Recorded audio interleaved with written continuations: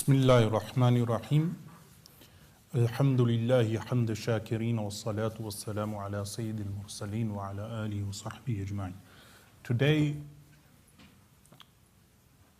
I've driven all the way to Manchester to discuss countering atheism, and of course when discussing atheism there are many preconceptions that people have regarding religion generally, theism generally, and specifically Islam. Today, with Islam being in the media and Islam being discussed throughout world politics, a lot of discussions regarding Islam become politicized, and the interpretation of the Quran or the interpretation of the hadith of the Messenger of Allah, sayings and actions of the Prophet sallallahu alaihi wasallam, discussions revolving around that become politicized. But from the onset, what we would want to understand is how do we move away from the politicized discussion regarding Islam to a more theological discussion regarding the belief in Allah, the belief in Islam, the belief in the Quran. And from what starting point do we start this discussion? Of course, as Muslims, we would start the discussion from the Quran, but what does the Quran command the believers?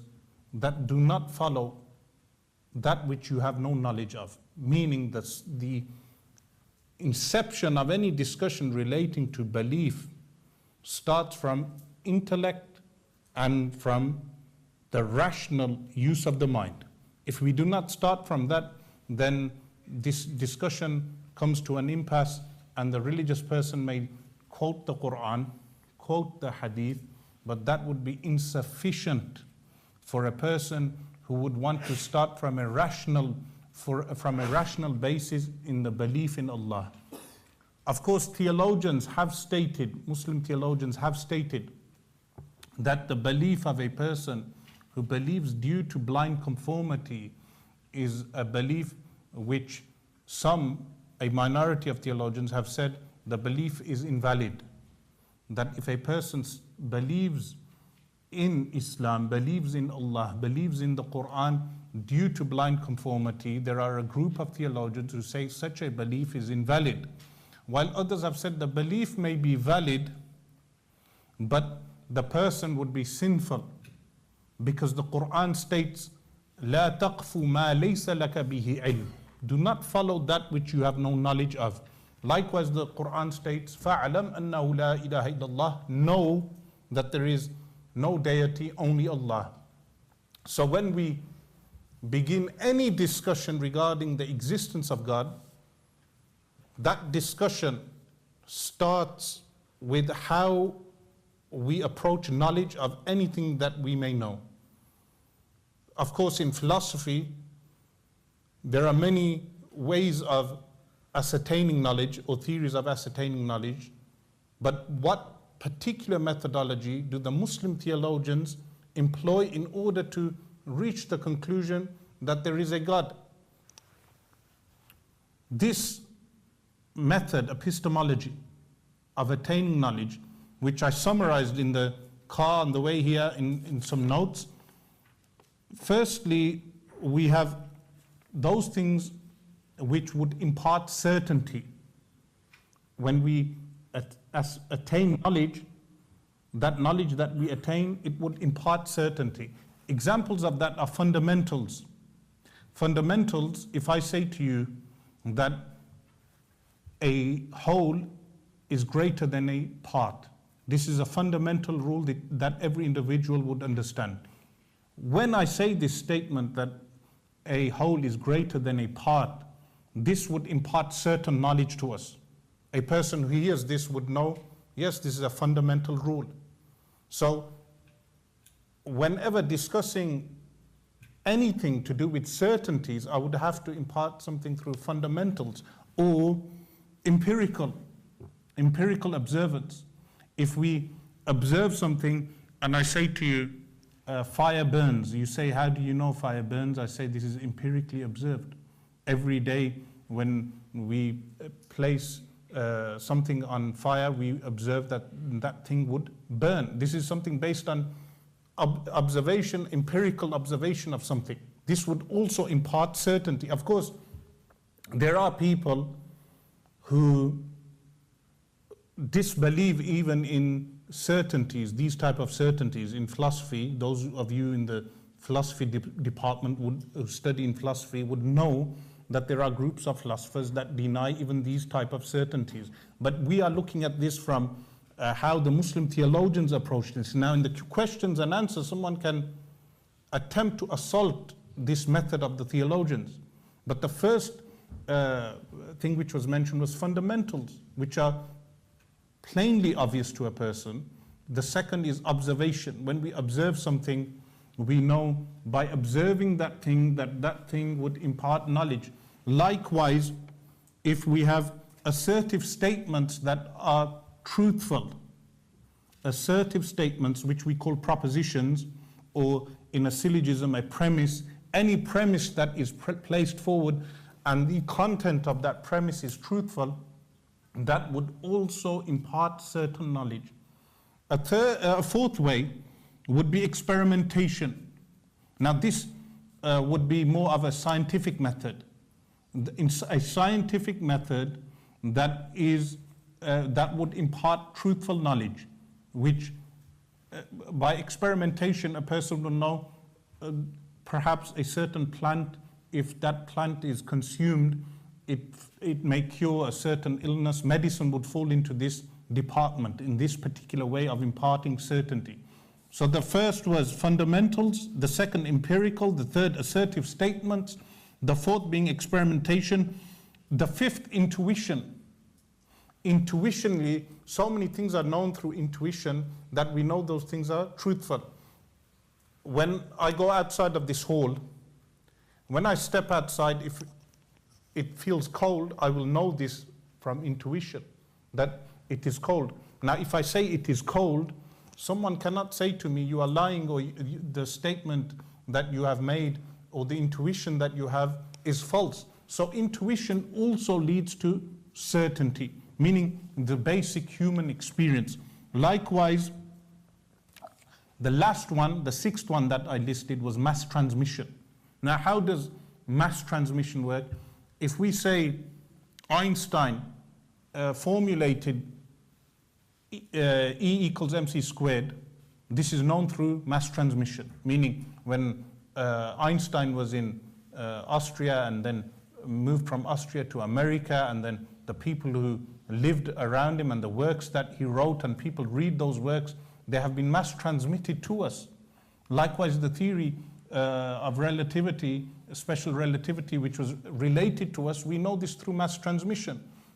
Likewise with the ruler, if a ruler lived at a certain time, Napoleon lived at a certain time, we know this through mass transmission, that in each generation a mass number of people have transmitted to us this fact that Napoleon existed, who was a general who ruled France, and there was a war and he was defeated. All these facts have reached us through mass transmission. Now, these 6 methods that I have listed are 6 methods that would impart certainty. And these are the 6 methods used by classical Muslim theologians, that they would state that in order to ascertain any fact, we would employ these methods in order to reach certainty. Likewise, there are fallacious arguments, arguments that impart fallacies. Those, some of those which I listed on the way are full. For instance, argumentation with no real substance. A person may argue something, but when we sit down with a cool mind and we listen to the argument, we will find that the argument has no real substance. It's just a method of argumentation in Arabic, which they call jadal. Likewise, rhetoric. A person may have good rhetorical skills, but the rhetoric that they may use may be false. Like Hitler, we know Hitler had fantastic rhetorical skills, but his ideology was false. What he preached was false. Likewise, there may be religious and non-religious people who have good rhetorical skills, but what they impart through their rhetoric, their rhetorical speech, is a fallacy. So argumentation and rhetoric, these type of things do not impart certainty. Likewise, a poetical discourse, poetical language can sometimes sound so good to the listener. If someone says regarding wine, that wine is, if they had wine and they poured wine and they said, look at this ruby of a liquid. Now, the wine being a ruby of a liquid does not mean that necessarily that drinking too much of this ruby liquid would be good for you. This is poetical language. Poetical language does not necessarily impart certainty. Likewise, deceit or sophism, meaning a deceitful argument, a premise which will contain a fallacy, and when with closer observance a person would realize that this argument is false. So these are the epistemological methods used by theologians in order to ascertain facts regarding the known universe and everything that we observe. Of course, you will have philosophers who disagree with this, like we know the Vienna Circle, logical positivism, which is out of fashion now amongst many people, but in the 1930s this was the way people would think, that the only thing that we could know for certainty is whatever we observe and whatever we may know through our five senses. But there were others who even doubted anything which would be understood with the five senses. People who had skepticism regarding everything. You had mitigated forms of skepticism, that they denied certain things and they were uncertain regarding most things, and there were those who denied everything. Classical theologians then refuted them, like Sa'duddin Taftazani in his famous Sharh al-Aqaid, which is a work on theology, where he mentions this group. One was known to the Arabs, was known as Sufasta'iyya. This is what they termed the group, and they said there is only one way of debating these people, is to make them feel the pain of fire. When they realize that fire burns, then they would have to admit that burning them is wrong. Burning them would be wrong. So, but in our methodology, when approaching the existence of God, or when dialoguing with atheists or countering atheist arguments, we start from this very foundation. That foundation is what things impart knowledge. Now, if they disagree, meaning any one of the attendees disagrees, or any interlocutor disagrees with these methods of ascertaining knowledge, then we reach, like I said, we reach an impasse where we cannot take the argument any further, because our starting point is different. Where we would agree is that blind faith would be invalid, meaning blind faith, a person believes only because his guru tells him to believe. This would be invalid. Likewise, we would say that blind faith, just because your parents are Muslim or your parents believe in a God, you believe in a God. This would be invalid. Meaning, invalid in which sense?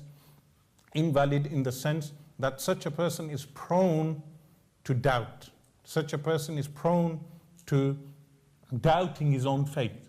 Likewise, invalid in the sense that the belief may not be acceptable with God Almighty. Why?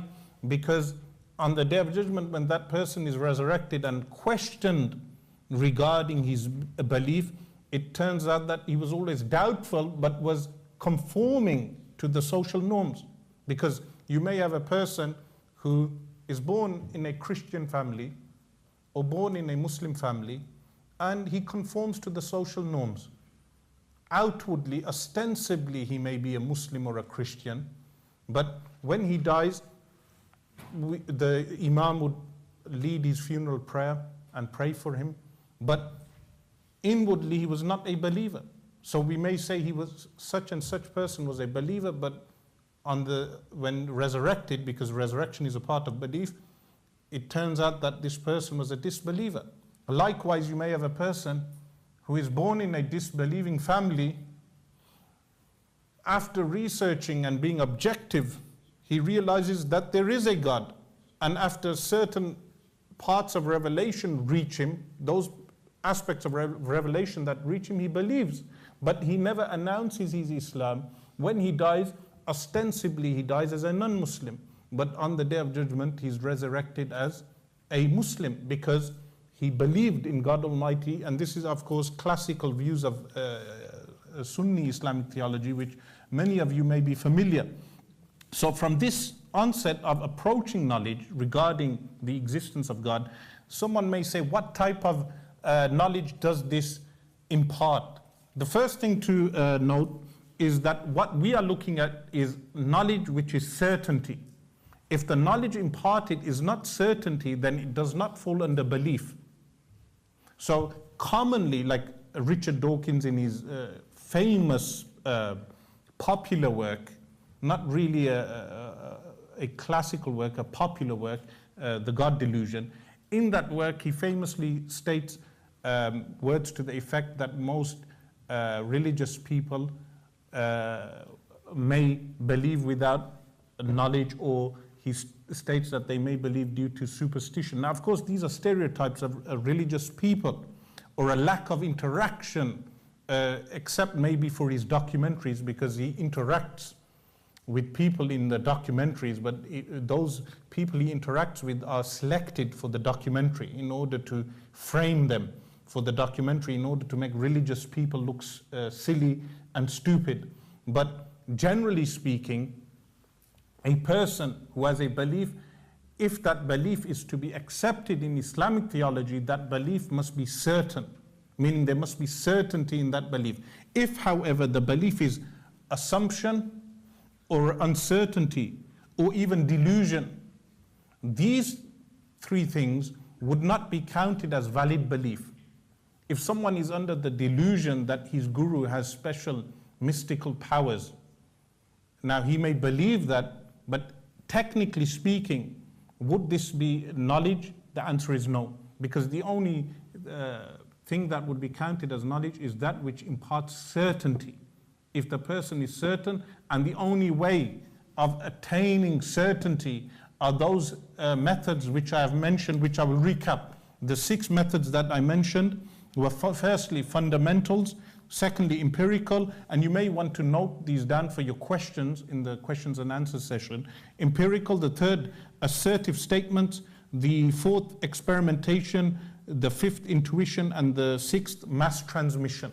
These are the 6 ways of imparting knowledge. Now, when we move on to existence of a God, of a divine creator, of course the word God is loaded today, because when we use the term God, there may be certain images. In some people have an anthropomorphic concept of God, where they may even have some people are so unaware of classical Muslim theology that they may imagine a God who is small, or a God who is large, or a goddess, or multiple gods. When we use the term God here, we mean in the classical theological, in the Islamic theological sense, who Muslims refer to as Allah, meaning a belief in Allah, the ultimate creator, or the originator of the universe. How do we reach this conclusion? Before we move on to revelation, meaning before a person moves on to a revelation of the Quran, the prophethood of the Prophet Muhammad, peace be upon him, before we move on to these tenets of faith or belief in angels, or certain things which atheists would call superstition, like miracles. Why would they classify miracles as superstition? They would classify miracles as superstition simply because if a person disbelieves in a God, he would not believe that there is a God who can suspend the laws that we observe. Meaning, belief in miracle itself depends, or is depending upon, the belief in a divine creator who has divine power. If you do not believe in a divine creator, of course you would think that miracles are superstitious. So, how do we move from, firstly, from our method of approaching knowledge to the belief in God, and then from belief in God in the revelation of the Quran and the prophethood of the Prophet Muhammad, peace be upon him. Before stating that method, I would like to say that generally speaking, people who leave Islam or people who move away from religion or move away from belief in a God tend to, and this is of course, I could be wrong, this is an inductive statement of mine, the reasons could be one of three, or a combination of these. Firstly, emotional reasons. Now, if you read biographies of famous atheists, you will find that some of them may have disbelieved in a God because of religious people, or ostensibly religious people, not living up to the standard of that religion.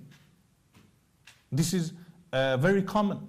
Like Bertrand Russell in his autobiography, if you read his autobiography, you will find in his early experience of life, he came across people who were ostensibly religious, meaning they may wear a religious garb or have an exterior of religiosity, but when dealing with them or when engaging with them, you realize that this exterior is hypocritical, then this may affect the emotional state of a person, that in some cases the person may leave religion.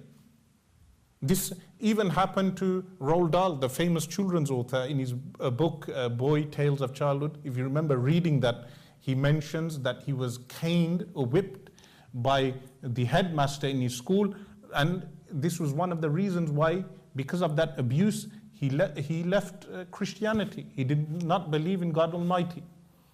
So emotional factors are one reason. A second reason is social factors. That sometimes a person may think this religion is not working in society. So there may be social reasons, or the religious body that makes up the believers, those who are designated as a specific group of believers, a community or whatever, socially speaking, their dynamics, the way they work, are not appeasing for that person. They do not please them, so they leave religion. Likewise, a third reason would be intellectual. Intellectual is very rarely found, meaning if you tend to look at most of the people who leave religion, the first social and emotional would be the main reasons. Then they will latch on to intellectual reasons. So a person who is abused as a child by a priest or a cleric, Muslim cleric, or whatever religious faith, and that person, when they reach maturity and are exposed to different ideologies and philosophies, they decide to leave religion. The impetus to leave that religion was the experience they had at the hands of ostensibly religious people. But later, the reasoning behind them leaving that religion may be given an intellectual face, meaning they would look for intellectual arguments, making it seem that their reason for leaving that religion is objective. But today, what we are analyzing is from an objective standard, meaning we start from an objective standard, that what are the methods of approaching knowledge and how do we attain knowledge. So those 6 methods which I mentioned, what do we move on from there? The first thing that theologians mention, one of those things is observance. That observing the known universe, while observing the known universe, we notice that everything around us has an accidental nature. What do we mean by accidental nature? Meaning everything around us is either moving or still, and if it is still, it may have incidental aspects to it. So if something is moving or still, if it is still, it can start moving, and if it is moving, it can stop. These are incidental the incidental nature of everything around us would mean that everything that is observed in the known universe is contingent. Because anything that is incidental or anything that is accidental, and which is an essential aspect to the subject, would entail that the subject is also contingent, because incidentals themselves are contingent. What do we mean by contingent? What we mean by contingent is those things that come into existence after non-existence. Everything observed around us, we would say, had a beginning. Why? Because those things are contingents. Now, someone may argue they are not contingents. Why? Because the known universe around us may have an energy flow within the universe, an energy flow that is sustained by the universe, and therefore the universe sustains itself. This is an argument that some use, that they may say, even if you destroy an atom releases energy, and that energy is then transferred. So this would mean energy is transferring itself from one form to another, and therefore the universe is self-sustained. The response to that is what I mentioned at the beginning, that the incidental nature or the accidental nature found in those contingent bodies would entail that those things are contingent themselves. Why? Because if incidental things themselves are contingent, and that I believe no one would argue against, except of course people who deny the very method of approaching knowledge, that incidental nature of the observed universe around us would indicate to the fact that the known universe around us is contingent. Now, of course, with Big Bang Theory coming to light in the beginning of the 1900s, people accepted this reasoning. But this reasoning was not based upon science. This reasoning was not based upon science. It was based upon observation. Meaning, the observation of everything around us, we observe that things are moving, they come to a standstill. Likewise, those things, the color can change of something. Likewise, these incidental natures of everything around us would entail that those things themselves are contingent. And therefore, the entire universe would be contingent. Now, how does this, someone may say, how does this even lead one to conclude that there is a creator? You see, the argument for a creator would not be pending upon just this one observation. It would also be based upon the fact that contingencies cannot continue to no end. You cannot have contingent things being caused by contingent things to no end. This would lead to an absurdity, which in classical theology they termed as being tasalsul, meaning continuous regression. Continuous regression of contingent things would be a logical absurdity, because the very meaning of contingent is that it is dependent on something else. And the only way of concluding, logically concluding, that there is something that has given an origin to this universe, meaning the universe originates from something, is to state that there is an originator for the universe. An originator. Now, at the start of this point, someone may say, because people tend to make jumps or strides quickly, they will say, how do you know that is God? At the moment, we have not said that with the reasoning. We are saying that there is an originator for the universe. Now, scientists could say the originator of the universe is X, and philosophers can come along and say Y, and theologians will come along and say this originator of the universe, the one who has originated everything around us, must be self-subsistent himself. Now, we are using the word himself, him, broadly speaking, meaning an atheist could say herself or itself. For argument's sake, if we say this cause itself must be self-sustaining. Why? Because if it were not self-sustaining, then this would entail that the cause is also caused by something else. And then that cause is also caused by something else, and this would lead to a regression again. And we said a continuous regression of contingent things would be impossible. So this originator of the universe, we would say, is an originator of the universe that is self-subsistent, self-established. Now, of course, in classical theology, they refer to this creator as this attribute as being as al-wujud, existence, divine existence. And the argument they present is one of the many arguments that they present. It's this argument, which is the contingent nature of the known observed universe. So the contingent nature of the universe is observed. It's not something that is theoretical. It is something observed. And one of the methods we said of attaining knowledge is from observation.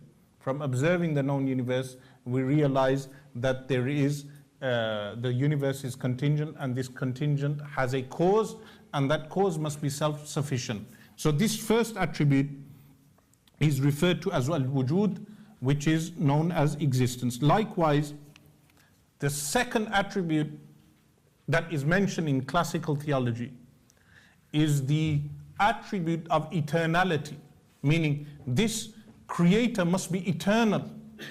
Why must he be eternal? Because, and remember, I'm using the term he loosely here, because some atheists sometimes object to these. Sometimes when a person cannot counter the actual argument, they may pick up an obscurity.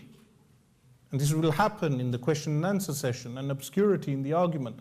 So, like in Arabic, the word huwa is used for God, but the word huwa can be used for inanimate objects also, or it can be used in a general, broader sense.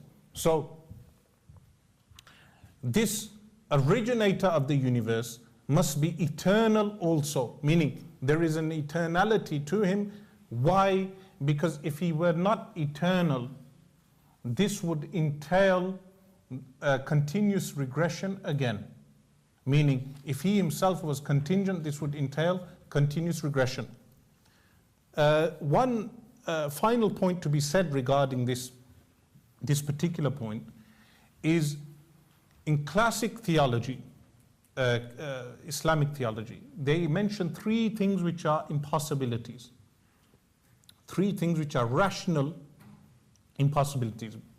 Now, we should make a distinction between what they call impossible in terms of nature, meaning we observe the known universe, we see certain things, we are accustomed to those things, and we say this is impossible. Like fire always burns.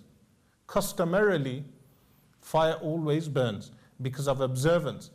But a suspension of fire burning, we would say, is rationally possible. Even David Hume accepts this, that because we burn something, we know fire burns. This is customarily observed, but it can be suspended. But when we discuss rational impossibilities, those are those impossibilities which the mind would, any human mind would give the rational judgment that this thing is impossible. Three things are stated as being impossible. One is circular reasoning. What is circular reasoning? Circular reasoning is if I say A caused B, and then I say B caused A, and therefore A caused B, and then B caused A, this would be called circular reasoning, and this would be impossible, a logical impossibility. Likewise, continuous regression, which we already mentioned, would be an impossibility. If we said A caused B, and then B caused C, and then C caused D, to no end. But continuous regression of contingent things would be, note specifically contingent things, because some people, when I mentioned this once before, that continuous regression would be impossible, they said continuous regression can be possible, but they did not pick up on the specific that I mentioned, the continuous regression of contingent things, anything which has a contingent nature. And I will redefine contingent. Contingent would mean anything that comes into existence after non-existence, or anything that has that nature, meaning you may have a physical body, that has a nature or an accidental nature of adopting something which it did not have previously. This would entail it is contingent also. And thirdly is what they term, the Arab theologians term as tarjih bila murajjih, which means a cause or an effect without a cause. An effect without a cause. This is a law that you cannot have something being placed into motion or something coming into existence without having a cause. If these three things are accepted, alongside with the 6 ways of attaining knowledge which I mentioned, and these 3 things are accepted, then we do not reach an impasse with an atheist. In fact, the discussion can come to a close. It can, because we can conclude that the known universe around us is contingent in its nature. It has a cause. That cause in itself must be self-sufficient. There, we stop there. But do we stop there? The answer is no. Why? Why do we not stop there? Because of divine revelation. Because someone may come to the conclusion that there is a cause, like Anthony Flew, even though Richard Dawkins said his mind had weakened in his old age. But Anthony Flew, the author of God and Philosophy, famous atheist, who retracted towards the end of his life that there is a creator. When he retracted, one of the reasons why he retracted, one reason was the design argument, which he himself had refuted, but then said the new discoveries in science had led him, which we have not mentioned the design argument, but he said the new discoveries in science had led him to believe that there cannot be this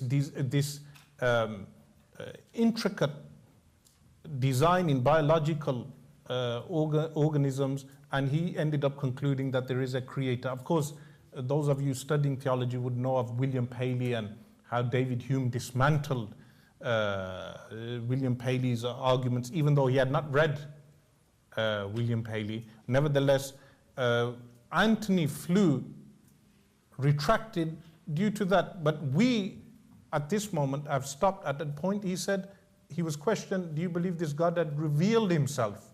So we move on to, moving from the realms of natural theology, we move on to the realm of revelation. And when we move on to revelation, this is where the arguments are reframed and different. The arguments are different in what way? Firstly, you have the question regarding science and the Quran, or science and religion. Are these two things mutually exclusive, or are these two things compatible? Is there a compatibility between science?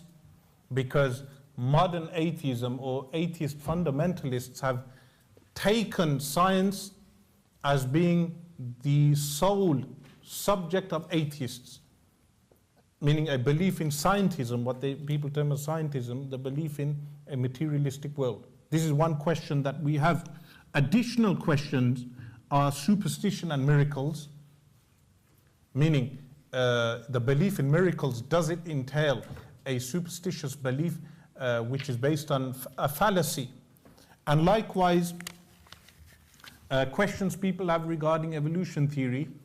How does Islam specifically, because with other religions like Catholicism, the Pope has accepted evolution theory, but how does Islam specifically approach Darwinian evolution? Likewise, questions relating to perfection in creation and the problem of evil, meaning why does, if God, this God that you claim exists, why does evil exist? And free will, evil and free will. And likewise, the most famous relating to Islam today is the Sharia, Islamic law. Because, of course, most people who tend to move away from what they call organized religion tend to move away from what they term as organized religion because of laws that are contained within that organized religion that they may dislike. Because of those laws, they move away from what they term as organized religion. And finally, what we term as being salvation, meaning the salvation of the individual. Because what is commonly associated with religion is brimstone and fire preaching, meaning this is famous amongst especially monotheistic faiths, Christianity and Islam. Even the Muslims would disagree that Christianity is a monotheistic faith, meaning Abrahamic faiths, that they have fire and brimstone preaching. So this would entail that everyone is going to hell, so people become frightful of Islam, or they become frightful of the Quran. And how do we answer those obscurities? So starting from the very beginning regarding science and the Quran, one question regarding this is, people ask, why is the Quran not a book of science? And the response is very simple. That humankind has been given the abilities by God Almighty by which humankind can discover everything in the known and observed universe, or many things in the known and observed universe. So there is no need for Allah Almighty to place scientific facts in the Quran. The Quran was not revealed as a scientific book and is not approached as a scientific book. But does this mean that there is a contradiction between the Quran and science? This question, a loaded question which so many people ask, how would we respond to this? We would respond by saying that anything in science which is empirical, factual, and observable would never contradict anything in the Quran. Now people are quick to rush when they hear this, because they mention the example of Dhul Qarnayn, who is a person mentioned in the Quran, that when he went towards the west, what did he observe? The Quran says he observed a muddy spring of water, and he observed the sun setting. So they quote this to say the Quran is saying that the sun sets in a muddy spring. The Quran is not saying that. It is mentioning that when Dhul Qarnayn reached the end of the western shore, he reached the end of the western hemisphere, he observed a body of water, and by observing the horizon, he could see that the sun was setting. This is all the Quran is stating.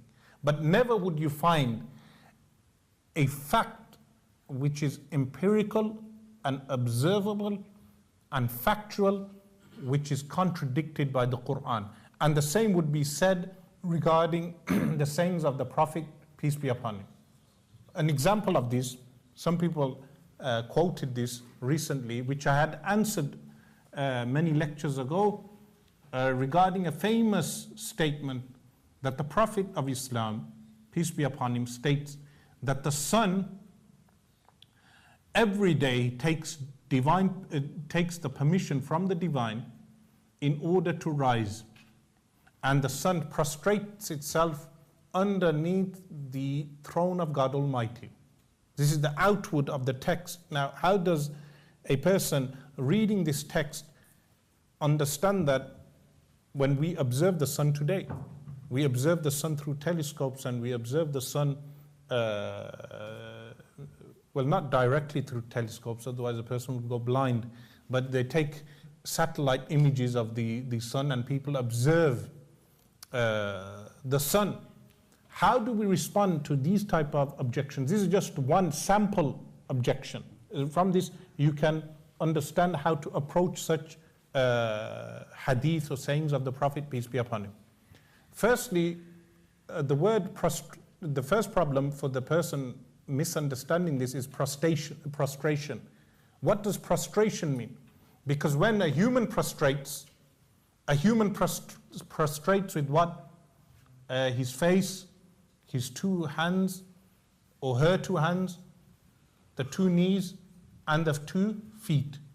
And a person prostrates to whatever they may prostrate to. When they are reading this term for the sun, they are expecting the sun, which is a globe-shaped, meaning circular, to bend down like a human being. But the hadith is not stating that, because even the Quran states regarding a shajar and a najm, which is a plant. A shajar is a tree, a najm is a plant. Regarding these, yasjudan, that they perform a prostration. What does this mean? A prostration which is befitting that creation, which we are unfamiliar with. So you may be observing a tree, and that tree is humbled to Allah. You may be observing the sun, but the sun is humbled to its creator. This is what the hadith means. So then a person may say, what does it mean? It takes permission before it rises. What that means is that every moment the sun is rising at a point in a country. Today as we speak, the sun is rising in a place. And every moment it is rising with the divine will of God, with the divine will of Allah. And likewise, what does it mean that the sun is under the throne? Now the throne, people when they read this word throne, arsh, what does the throne mean? It's a creation of light that encompasses the galaxies and the known universe, not observable by the naked eye, meaning something beyond this realm. So the sun is actually, if we believe in that, we would say the sun is already underneath the throne. It doesn't mean that the sun flies away to a place known as the arsh, the throne, goes underneath the throne and then takes permission and then comes back. This is the understanding people have when they read these texts. So there is no contradiction found in the Quran or the Sunnah between observable empirical science. Never. Likewise, someone may say, then why are Muslims not advancing in science today? Yes, the question is valid. The answer would be, when these Muslims were more fundamentalist, as you may say, meaning an atheist may say they were fundamentalists in the early first 200 years of Islam, they were advancing in science, a known historical fact. So if there was an intricate link between Islam and science, meaning whenever Muslims are not advancing in science, it is due to Islam, then historically speaking, this is disproven. Because in the first 400 years of Islam, Muslims made leaps in science, in advances in science. So why are they not advancing today? Our response is in many ways. One is, of course, that in those times, those scientific projects were funded by governments. So the Umayyad dynasty funded scientific projects. The Abbasid dynasty funded scientific projects. Today, the governments that Muslims have do not fund, even in Britain today, especially under Theresa May, the scientific community will cry about the funding placed in science, meaning governments only place funding in science when it benefits them. So what is the reason apart from funding? The other reason is something which I may answer in the question and answers session because due to a lack of time. So this other question which people ask is regarding evolution theory. They say that the origin of man, as mentioned in the Quran, contradicts the evolution theory, meaning Darwinian evolution. So how does a Muslim reconcile scientific facts with what the Quran is stating? I would take you back to what I mentioned at the beginning of the lecture regarding knowledge. That any knowledge that we attain must impart certainty. The other three things mentioned were assumption, uncertainty, and delusion. If there is anything in science that imparts assumption, uncertainty, and delusion, then that aspect of science cannot contradict the Quran. So the Quran stating that Adam, the Prophet Adam, was, peace be upon him, was created by God Almighty. For a Muslim, this would be a fact because the Quran has stated this. But can this be contradicted by scientific theories? The answer is, as I mentioned at the beginning, if that scientific theory is observable, empirical, and factual, then that theory would never contradict the Quran. So where does evolution theory fall into this? In our paradigm of knowledge. What type of knowledge does evolution theory impart? There are three things which we would disagree with in evolution theory. What are those three things? Number one, which I listed regarding that, is common origin of human beings with other creatures. Now, the tree of life that is drawn by biologists, the tree of life, which of these things would it fall under? Is it certainty, assumption, uncertainty, or delusion? We would not say it is certainty. Even a scientist like Richard Dawkins, in his book, The Devil's Chaplain, even there he mentions that Darwinian evolution is prone to change in the 21st century to such an extent that it may change beyond recognition. So it would not impart certainty, so it would fall into either assumption, uncertainty, or delusion. One of the three. The claim that human beings have common origin with other creatures. Secondly, evolving from an inferior species. This is similar to the previous one, but slightly different, modified, that human beings, meaning Adam, the Prophet Adam, evolved from an inferior species. This claim that human beings evolved from an inferior species, again, the question would arise, is this statement certainty, or is this assumption uncertainty or delusion? Again, we would say this would fall into, we would say delusion, but the minimum a philosopher of science would agree, or many of them would agree, that it would fall under assumption or uncertainty or delusion. So the debate would go back to the revelation of the Quran. Is that an actual revelation from God Almighty, which we would elaborate on later. Likewise, the third aspect of evolution theory, which we would totally disagree with, is origins of life, meaning where does a life itself originate from? Not only life. The question would be not only regarding life. You cannot just say life originated from the earth itself, but also consciousness, also being able to reproduce, meaning the first cell that came out according to evolution theory, how was it able to replicate itself? These are things that are not answered in evolution theory. So the answers that evolution theory may give us would fall under either assumption, uncertainty, or delusion. You make your own mind up which one of the three. But whenever sitting in a biology class, there are certain things which are observable, like Darwin's finches. He went and he observed the beaks changing. This was observable, that there were different breeds of finches on different, in the archipelago, the islands, and he observed that the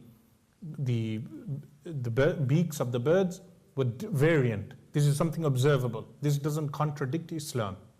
But likewise, when you have the Cambrian, you have the explosion, and they observe the fossils, this is something observable, that the Cambrian took place 500 million years ago, an explosion of creatures. Of course, Richard Dawkins says that the Cambrian was a result of incremental steps that led to the Cambrian explosion. Incremental steps of evolution theory. This, again, would fall under assumption. It would not fall under certainty. What would fall under certainty is that the Cambrian is observable, that there are actual fossils which are observable. So this is in regard to evolution theory. So many people ask, meaning, would a person end up disbelieving the Quran because of evolution theory? The answer is no. If they know how to approach knowledge, they would know that much of the evolution theory is uncertainty and assumptions. Therefore, with uncertainty and assumptions, those uncertainties and assumptions do not contradict the Quran. Likewise, the things that we are certain about regarding the creation and origins of human beings, those certainties cannot be disproven by evolution theory today. So one common question which atheists ask after this is perfection in creation. They say, okay, if God did create the universe and everything around us, then why is there so much imperfection in the universe? So they may cite examples of certain creatures like the spider. What does the female spider do? After mating with the male, it eats the male. Yes? So they will say, look at this imperfection in creation. Or they may cite other examples. How, as Muslims, do we respond to such things?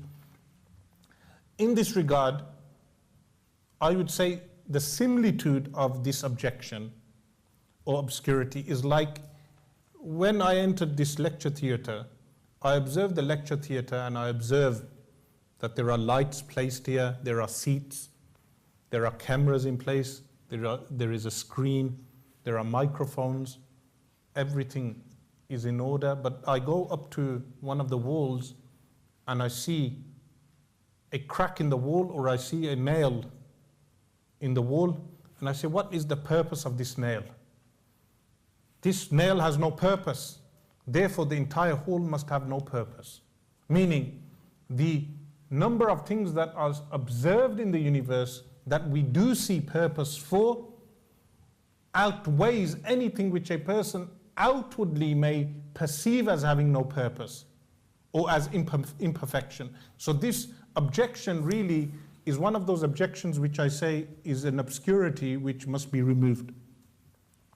After this, we move on to some of the more pertinent questions which people ask regarding salvation and evil, as well as Sharia law.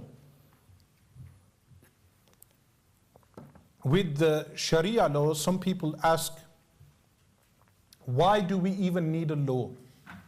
Why, after God Almighty created the entire universe, why did He not leave us and, as deists believe, meaning create the universe and leave us to our own doing, meaning leave us to our desires and whatever we may do? Why have all these restrictions? Of course, law, as in any other law, is always prone to abuse, meaning there may be clergy who abuse the law.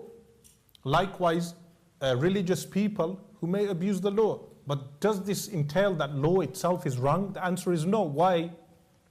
Because every human being, or most human beings, have been created by God Almighty with certain abilities. With these abilities, intellectual abilities and other abilities, human beings have made roads, trains, cars, cameras, microphones, so many different things. With these abilities, if human beings were left alone, what would they do? Human beings, each human would begin to think of himself as being divine. Like Pharaoh, he declared his divinity on earth and then started doing acts of aggression and acts of oppression on the populace, on the population. And what would happen? One group of people would commit oppression against another group of people. So Allah subhanahu wa ta'ala, meaning God Almighty, revealed the law in order to show humanity the limitations. What are the limits and parameters? Meaning, this is the parameter of human being. But if someone says, why didn't God defer this to humans? Meaning, humans can make their own laws. The answer to that would be, there is within Sharia certain aspects which are called discretionary laws, meaning man-made laws. But why was the entire Sharia not left to humanity? The answer is because one person, Tom, would say alcohol should be prohibited. But then Bakr, another individual, would come along and say only half a pint should be permitted. Another person shall come along and say, no, sir, only for those people who can handle alcohol, it should be permitted. So each one would differ in legislation. So there are certain parameters in Sharia law which Allah has placed, that these are those parameters which you cannot bypass. Now, with Sharia law itself, there is so much discussion to be done, but I will conclude regarding Sharia law with one thing, by saying that under each law which has been legislated in the Sharia law, there is a purpose behind that law. If you are unable to see the wisdom of the purpose, it does not mean that there is no purpose. There is, and scholars have elucidated on this, but the Sharia law will always protect one of five things. It will either protect the religion, that one would be obvious to most people. It would protect life, it would protect wealth, it would protect intellect, and it would protect lineage, the lineage of an individual. Meaning each legislation of anything found in the Quran or anything found in the hadith, the sunnah of the Prophet, peace be upon him, you will find that it protects any one of these five things, the detail of which is beyond the scope of this lecture. So, some people ask the question, then why does God need our worship? Meaning, He created us, He gave us a law, why does He even need our worship? Why does your God, this is an atheist question, why does your God need your worship? The response to that is, what people are mixing is the difference between servitude and worship. What we need as humans is to realize our servitude to Allah. There's a difference, meaning there may be some people who worship in a robotic manner. How, and this is of course off-putting to so many people, even Muslims, who see the robotic prayer and they don't feel any spirituality and they abandon the prayer. But a robotic prayer is what a person will perform ablution and then, because it is a ritual, perform the ritual. But what the human is what is demanded of the human is not a robotic prayer. It is servitude. What is servitude? Or to whom? The servitude is to the one that without whom we would not have eyesight, we would not have limbs by which we may strike or may hold things or do things, we would not be able to walk, meaning these things were not given to us by ourselves, these things were given to us by someone else. Atheists would say nature has given us these things, but we would say the creator of nature is the one who has given us these things, and therefore our worship is a recognition of our servitude. This is why the one who recognizes his servitude to the divine creator is the most free individual. The most free individual is the one who recognizes servitude not to a clergy, meaning in Islam we don't have, there should be no servitude to a clergy. You do not go to a clergy and admit sins and then the clergy says you are forgiven. No, the clergyman, the cleric is just a servant of God like you are. So the way the person is a servant of God, the cleric is also a servant of God, meaning a cleric is not educated from the University of God and you are educated from the University of Manchester. No, the cleric is just a human like you. So the person supplicates to God and recognizes his servitude. So the correct question should be, why does Islam demand of us to recognize our servitude to God? See the difference in the wording. If someone says, why does your God demand from you worship? No, our God demands servitude. Why? A gratefulness to what He has given us, meaning an intellect by which we can think, a tongue by which we can speak, eyes by which we can see, ears by which we can hear, health by which we can enjoy life. All these things are given to us, therefore we maintain servitude to the one who has given us these things. There are additional questions which relate to evil and free will and salvation and eternality of hellfire, but I think because of a lack of time and I want to give more time to questions and answers, we will open up for Q&A.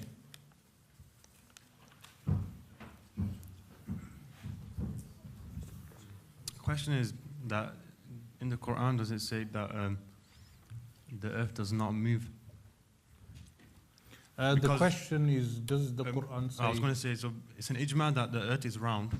All the classical scholars agree that the earth is round.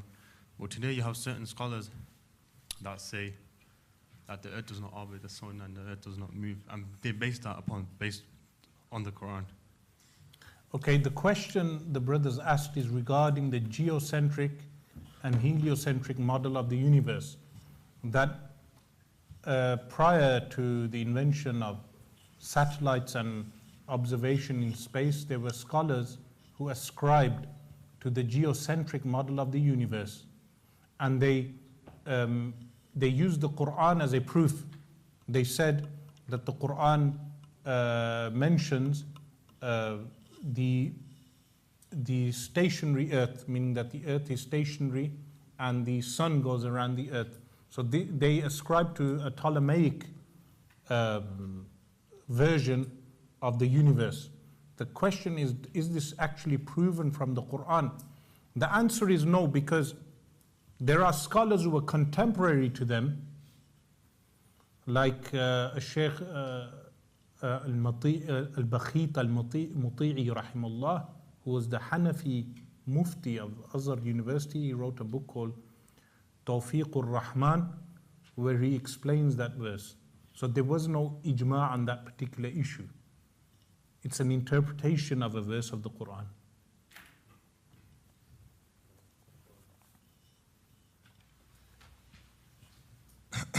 Hello.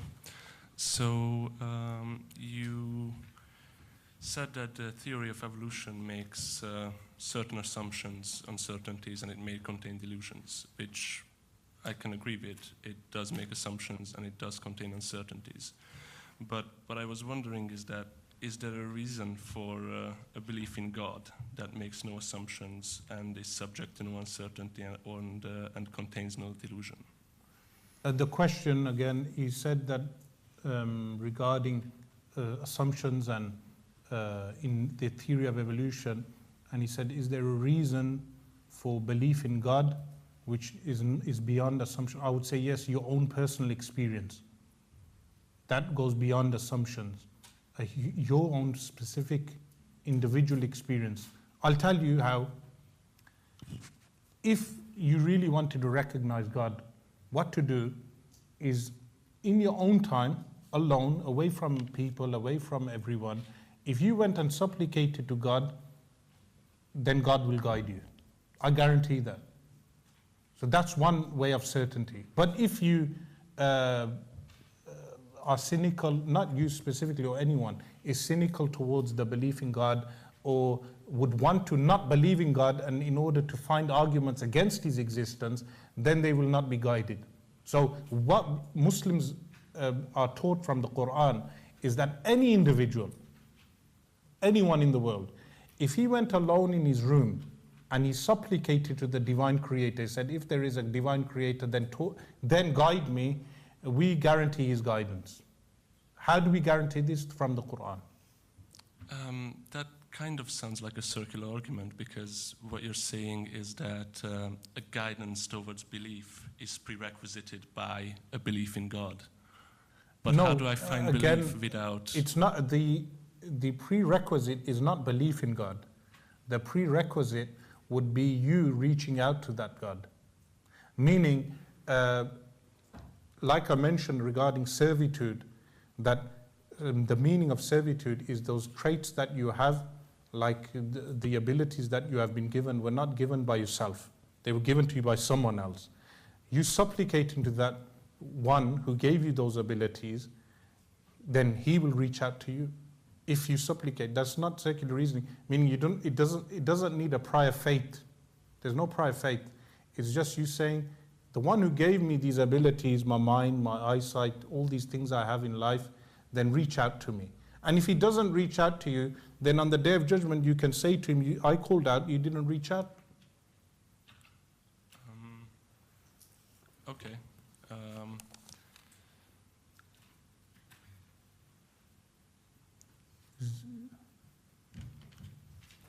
Another question.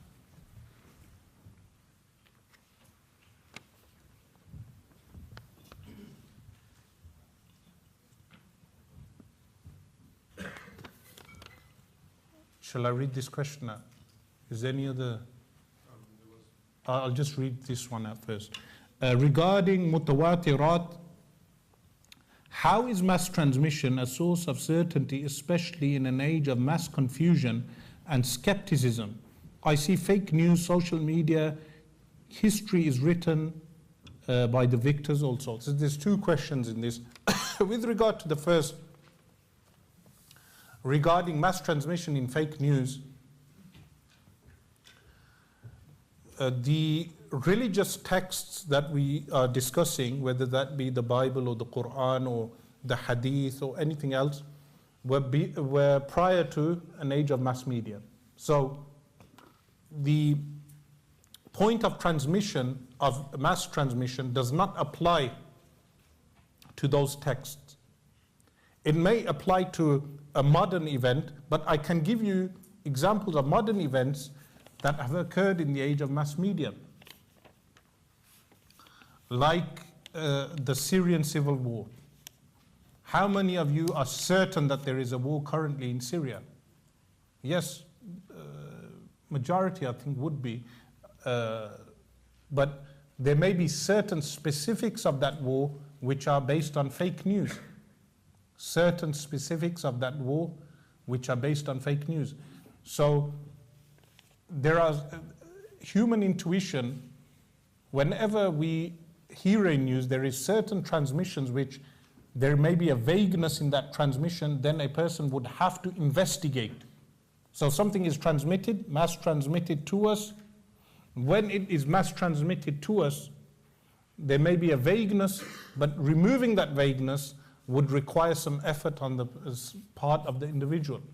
An example, it is mass transmitted that Alexander ruled from Macedonia and he conquered masses of land, but this is mass transmitted, but a person who hears this for the first time, there may be some vagueness regarding this. What would the person do?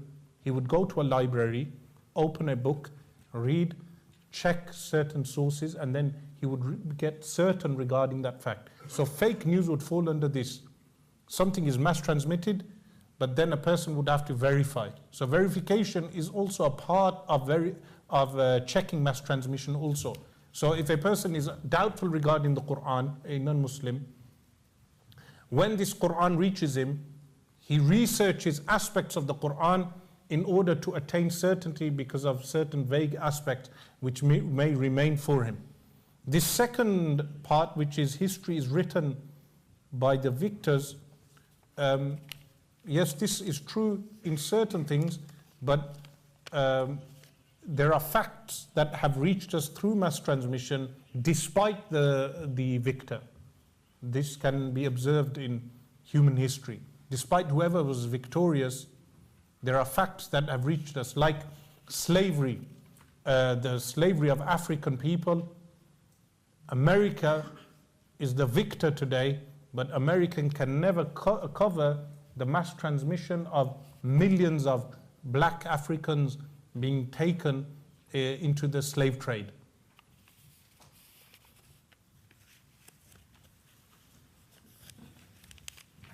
Assalamu alaikum, Shaykh.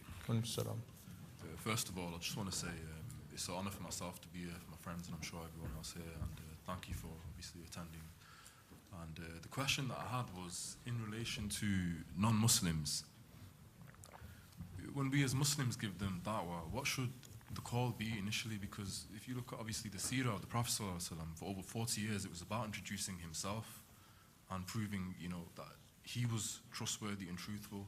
And often many Muslims now, you see them calling to God first, and it doesn't, melt the heart of an individual, if you understand what I'm saying. Whereas obviously if a person struggles with understanding God, you can introduce, Ash'ari Creed, Maturidi Creed to them.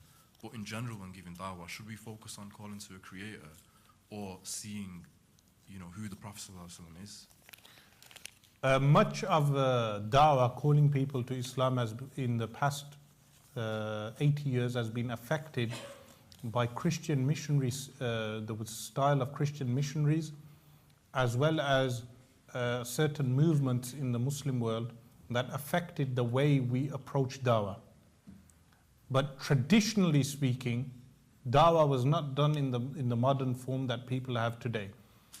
For instance, in India, many people here originally from the Indian subcontinent, they would know that the people who gave da'wah in India, when they entered India, they were able to make thousands of people accept Islam on their hands. How were they able to do this? By exemplifying a good character, as well as imparting a spirituality to people. So this form of seminars is not done in order to preach Islam to people or shove Islam down people's throats. Is rather just to enlighten them on certain things. After that, people are free to make their own choice. But the da'wah culture that we have does need reform, in the sense that we know a non-Muslim, the way we approach that non-Muslim, is the motive only to make him a Muslim, or is the motive beyond that? The answer would be the motive should be beyond that. Meaning we are not good to a non-Muslim only so he becomes a Muslim, or only because he has a good image of Islam. No, meaning there are some people, like in Manchester when you had the bombings, there were some people reaching out to non-Muslims and making statements in order to say we are good people, but in reality that was only done to safeguard the minority community within Manchester or wherever, because of fear of a backlash. When we have this attitude, then it seems insincere. That attitude is insincere because it has a motive behind it. No, a Muslim should be relaxed wherever he goes in the world, irrelevant to what religion the people are. Note, when Muslims conquered different lands, their attitude towards the native people of those lands was totally different to the way the British Empire was. So when they entered into lands, they didn't change the culture of those people. They didn't enforce Islam on those people. They lived in peace with those people. But that attitude now has changed in the past 80 years, especially after the demolishing of the Khilafah, where there is no head authority in order to guide Muslims regarding these, no institutions in order to guide Muslims. Because of this, da'wah has become a term used for some people, like we have in Birmingham town centre. They stand in the town centre with a microphone and recite the Quran loud. People are shopping and buying their material goods, not paying any attention. Or when they talk to non-Muslims, they shout down to them. This is not da'wah. Da'wah is living exemplary lives, like you said. So this whole subject in itself needs re-examining.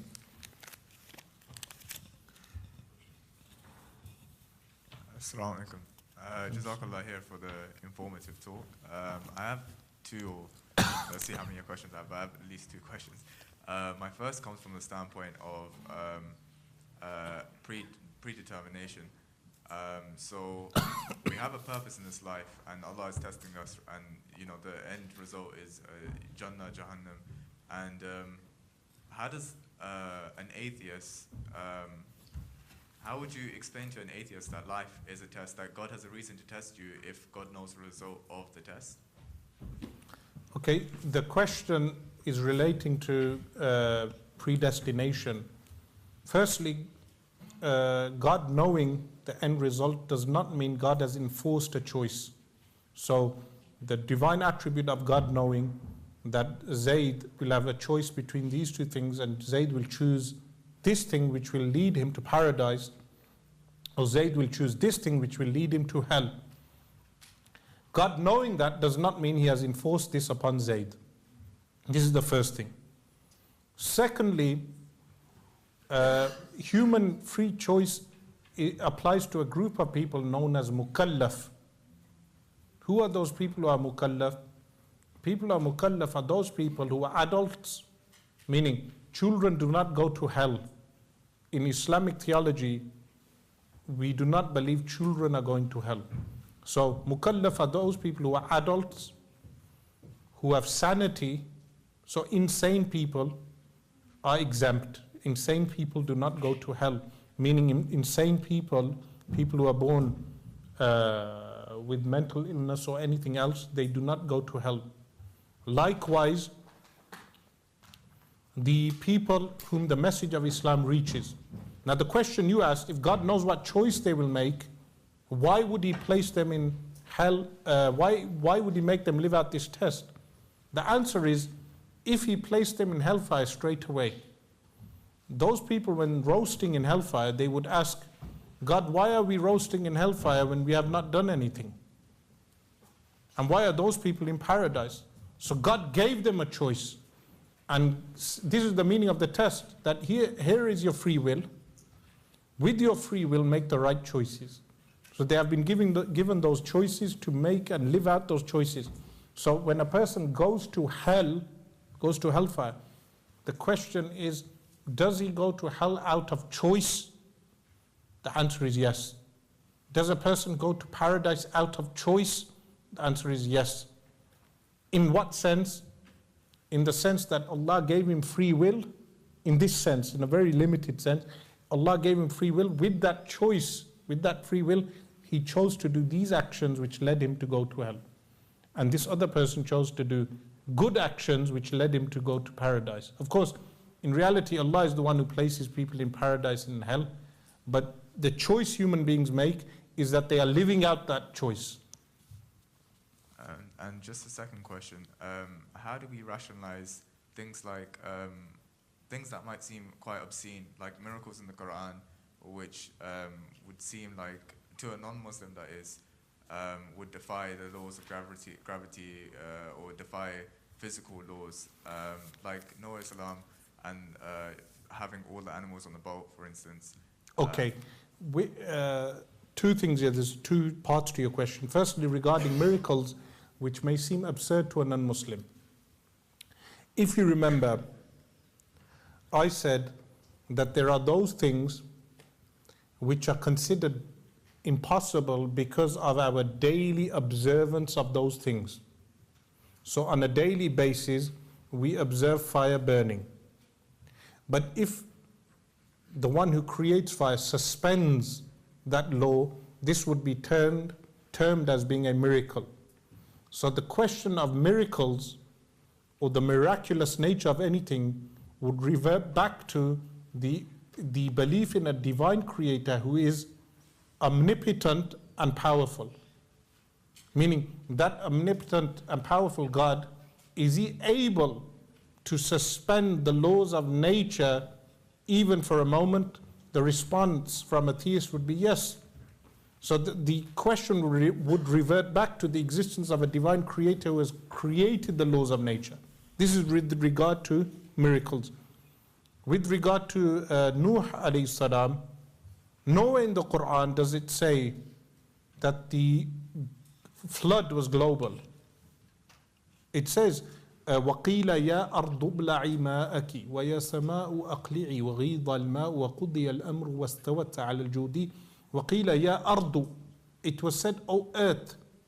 But earth here, some scholars have said it was a regional flood in Mesopotamia. So this would entail, does it mean Nuh alayhi salam took absolutely every animal from all over the world, or does it mean from his region?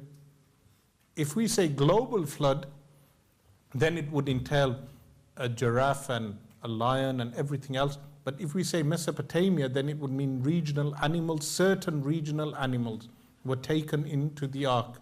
But even for argument's sake, if we said all the animals of the world, then this would go back to my original point that a God who is able to do anything which he wills can suspend the laws of nature, even for a moment.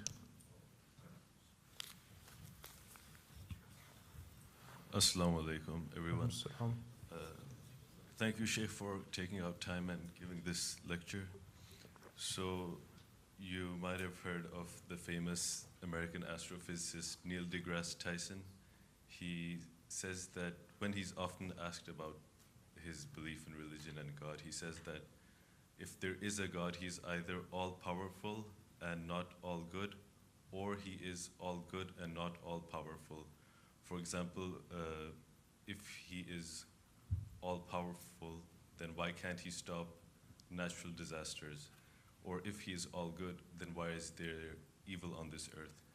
And you have somewhat answered the question, like, for example, we have a freedom of choice. God has given us the ability to think rationally. We have control over our mind and body, so if, God forbid, I go and rob someone of their money, so you're not going to blame God, you're going to blame me because I did the action, I committed it, I have rational. But still, how would you answer the question, like, why is there evil, or why are there natural disasters? Okay. And is God all powerful and all good, or how would you go about it? How we would answer this? I formulated 9 responses to this question. I'll give you some of those responses. One is that this would pertain to natural disasters and those things which are beyond human ability, like epidemics or a famine. When we look at these things, which are termed as being evil, we would have to look at the entire picture, not just the disaster itself. So the entire picture would be an earthquake occurred in a region, and women and children and men died. Is this the end of the picture? The Muslim would respond by saying no. Why? Because there is a resurrection and a day of judgment. So the entire picture is not complete. So the entire picture will be clear on the day of judgment. This is one way of looking. Then you have individual evil when people are affected. For instance, we have human beings can tame lions and take them to the circus and whip them, but to this day they cannot tame the moth which carries malaria. A human being is unable to do that. So malaria kills people, a lion runs away from people. This malaria killing human beings, the existence of this evil, or what we perceive as being evil, is this to humble humanity? Because if they did not have a moth carrying malaria killing them, human beings would become arrogant on earth. Meaning, imagine there was no evil on earth. So many human beings who never suffer from headaches or illnesses or anything, their immune system is intact. How many of them would become arrogant and tyrannical on others? So there are ways of God Almighty humbling other individuals. Likewise, if this world had perfection in every way, perfection in the sense there was no illness, there was no blindness, everyone was in prosperity, then one thing, at the time of death, would we want to leave this world? The answer is no. So God placing some segments, because the majority of the time we're okay, most people are okay, but God Almighty placing some segments of evil in the world would mean that when we leave this world, we know how rotten segments of this world are, that we would want to go to the next world. Likewise, there are numerous other answers to this particular question regarding natural disasters. Sometimes a natural disaster can occur because of the sins of the people, of the corruption that they may carry out on the earth. So God Almighty may destroy an entire region. The children and the innocent people will be resurrected, and at the time of death feel no pain and be resurrected and entered into paradise. But the tyrants on earth. Meaning, this also goes into the question why this person has been given more wealth and this person has been given less wealth. Maybe if this person was given more wealth, he would become a tyrant, and this person has been given this much wealth because of certain things which only God knows. And Allah subhanahu wa ta'ala says this in the Quran, Wallahu ya'lamu wa antum la ta'lamun. Allah knows and you do not know. Meaning this is regarding specifically evil. The verse is, that part of the verse is regarding evil specifically. So this would entail, this whole subject would be summarized regarding divine knowledge. So the example you've given about malaria is to humble certain people, but what about humanity as a whole? Okay, I understand that, but what about people who are born disabled physically or mentally by birth? Again, that it's a test for them, or most people who are born with those disabilities would not fall into the category of people known as mukallaf, meaning on the Day of Judgment, such people enter paradise without any reckoning. So everything evens out at the end. I see. Everything evens out, and this goes back to divine knowledge, meaning God would know what evens out and what does not even out. Thank you very much.